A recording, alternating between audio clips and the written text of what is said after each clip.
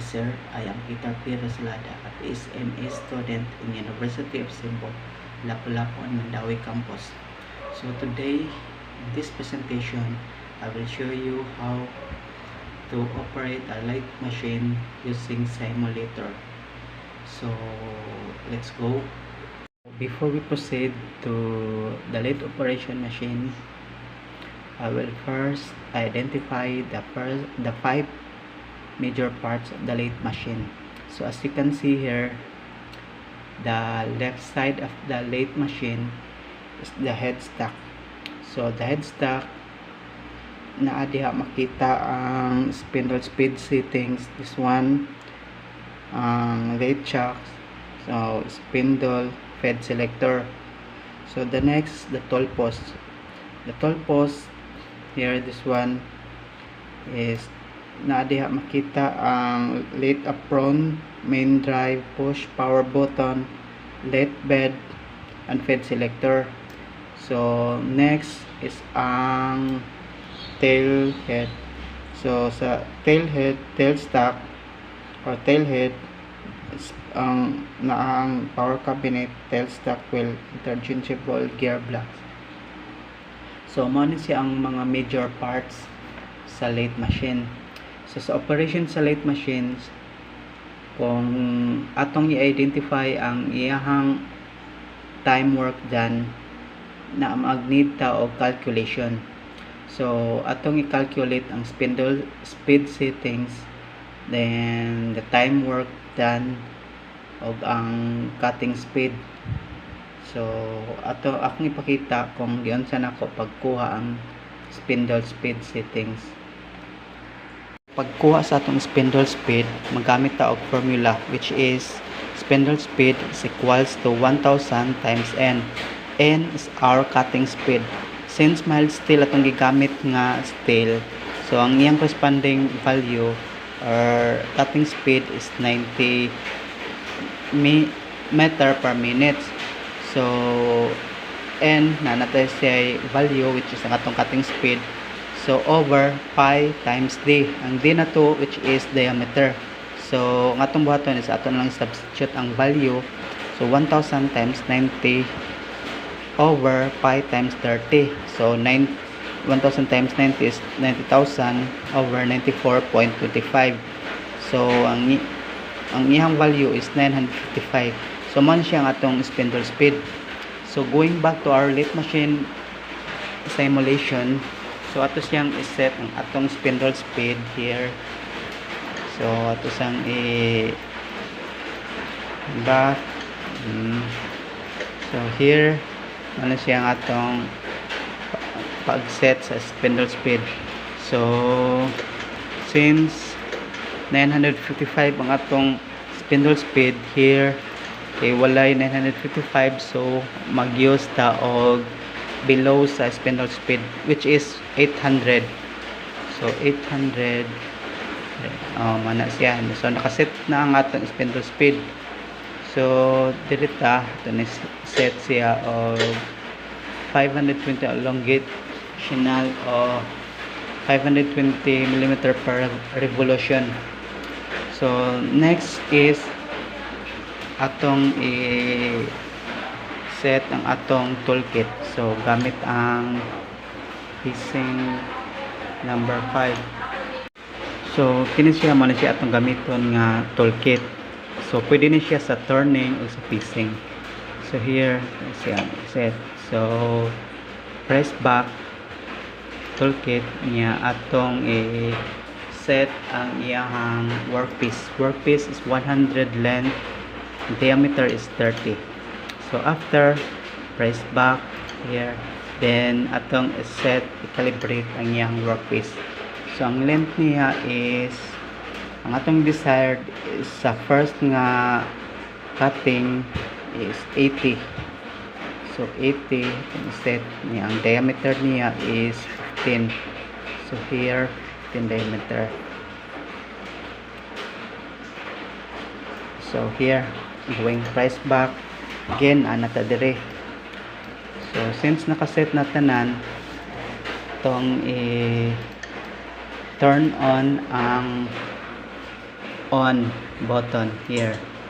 So ato na lang i-tap view para makita nito og mayo. Here, tap view, and then here tap view and zoom out. So atong i-padol ang atong toolkit sa workpiece here para mas madali. Ato na siyang i-press siya. Okay. So going back, drag. So going back, press, turn on.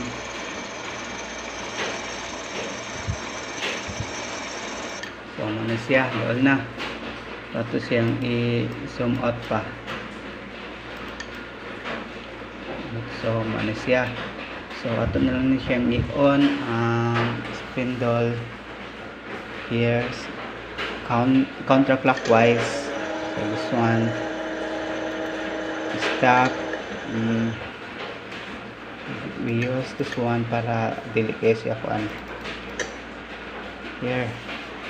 So ito siyang paobsan siya here.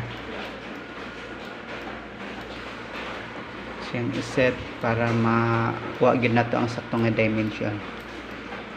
So i-calibrate nato, balik ta, going back. So 0 here, siyang is 0. So siya, so mas pa magtingog siya on.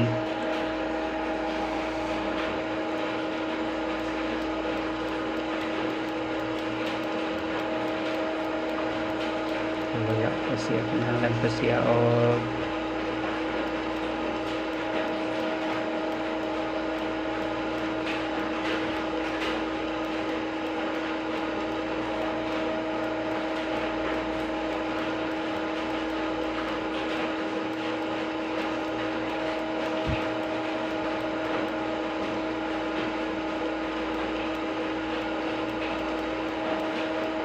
kinahalan pa siya.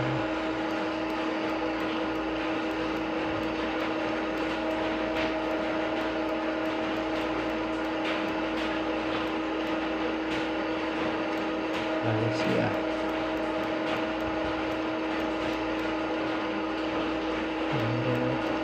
Ano siya? Set na nato. So then, since ang ato ang objective is makuha na to ang 15 diameter, ato siyang iset. Set 0 sa 15 meter, 15 millimeter. So here 3 bar 7 10 11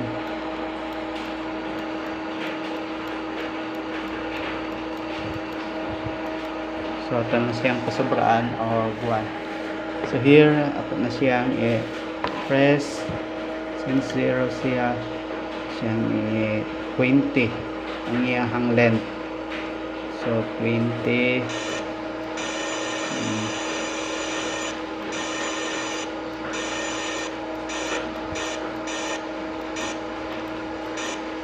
stop, going back. So nakuha gid nato ang iyang dimension. So nakuha na nato ang first natong objective is kuha na to ang 10 diameter, then in 20 millimeter ang length. So the next nato nga buhaton is kuha na sa nato ang second nato nga objective is 20 length and 20 diameter. So here 20 diameter, so 20.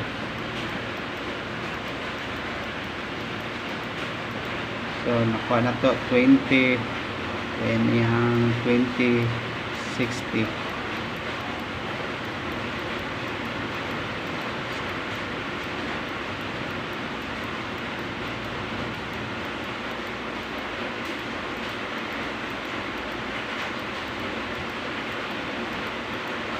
So here going back sa ato ang lathe machine.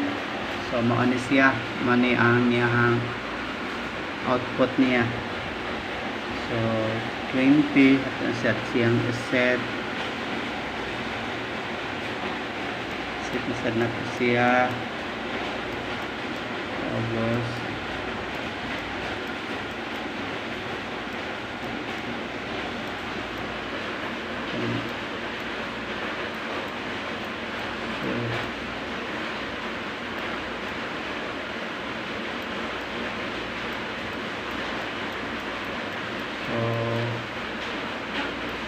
ini yang iyon ang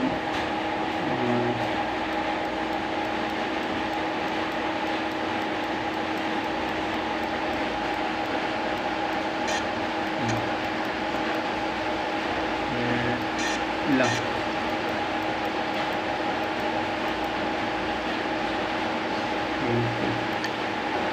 set. So here click on since 20 ang atong pangita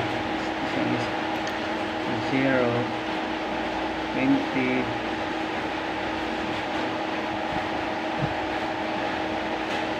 is 20 diameter.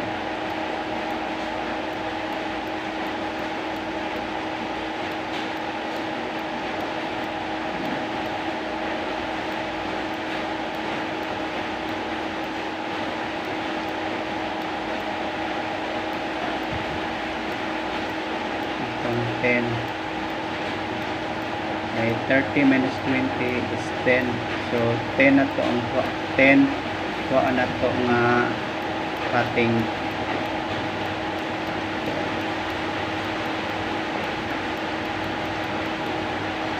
There. So let's go.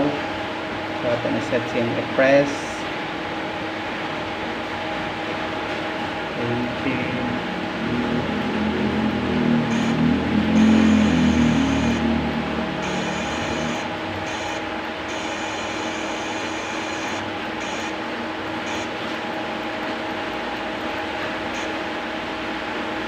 Stop siyang na ay kulang kuha na nato ang diameter pero nasa gamay nga kulang. So going back and on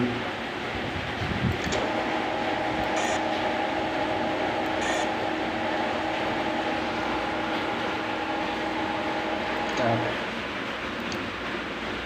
gamay na lang yun.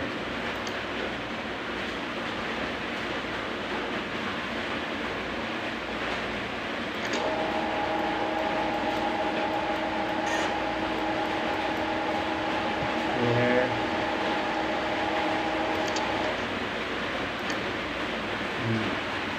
Nakuha na nato ang next nato nga objectives. So the third one is kuha na to ang 25 diameter with length of 20. So ato na sa siyang i-calibrate is 60 here dito sa 40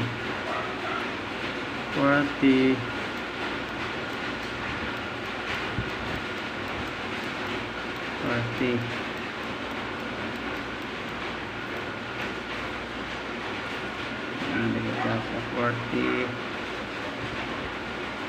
ups 40. Its diameter is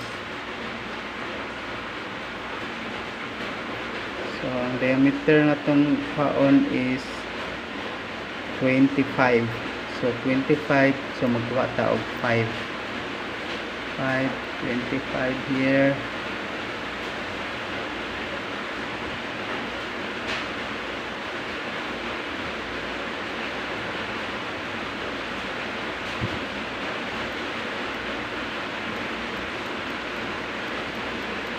Hmm, 25.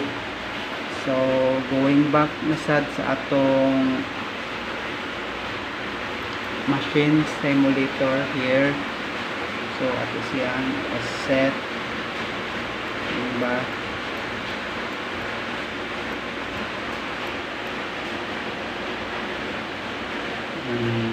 So siyang tanggalon.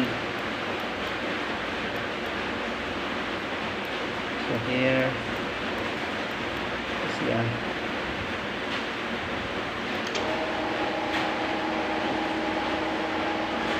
Then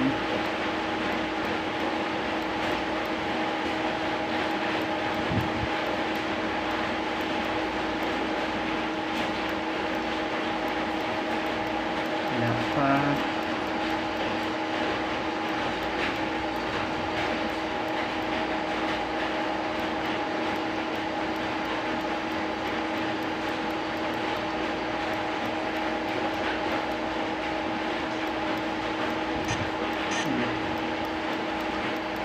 here siya. So this one is set to 0 and then here this one is set to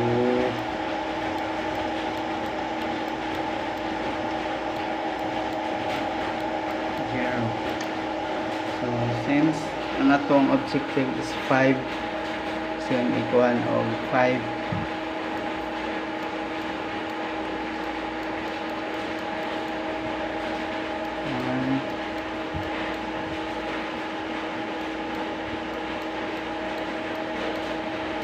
mm there.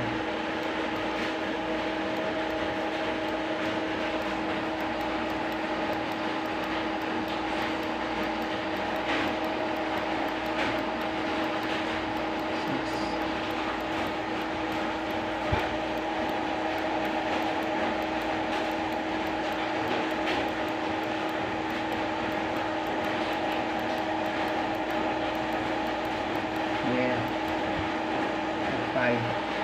So kasi ang speed, so 20 gihapon, so 20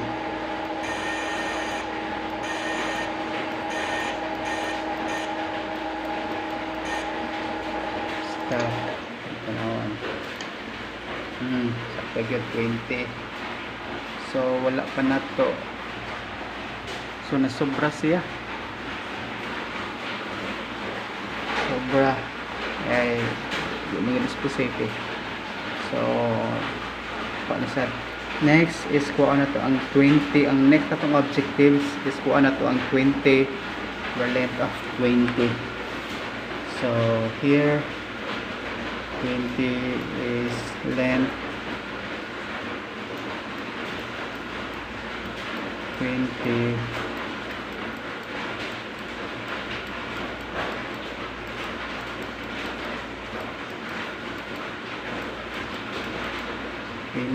near length of 28.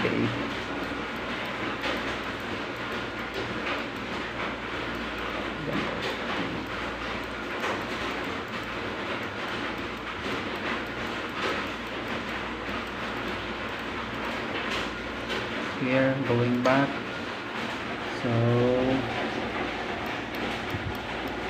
down here and set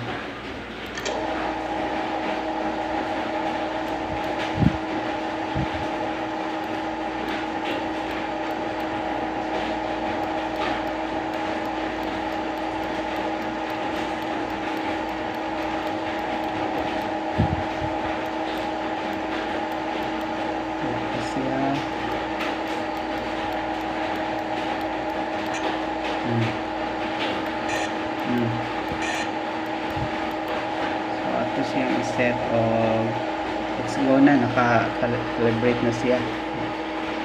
So set sa 0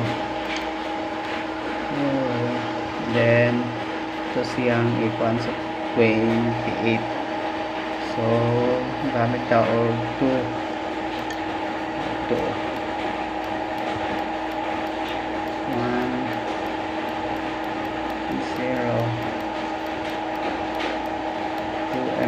para makuha na to ang 28.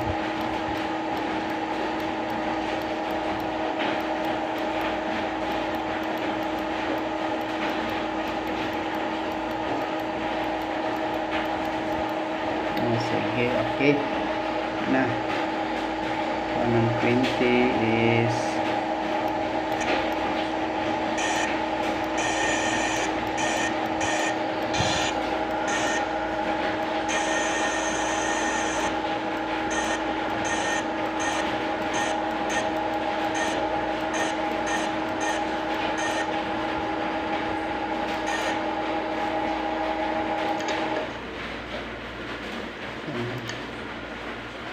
okay.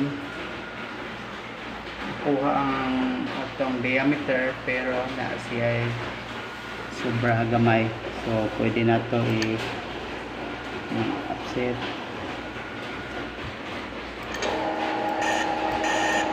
So dili ra taman kay paanang offset, so mo ani siyang ato ang operation sa turning and facing. So that's it.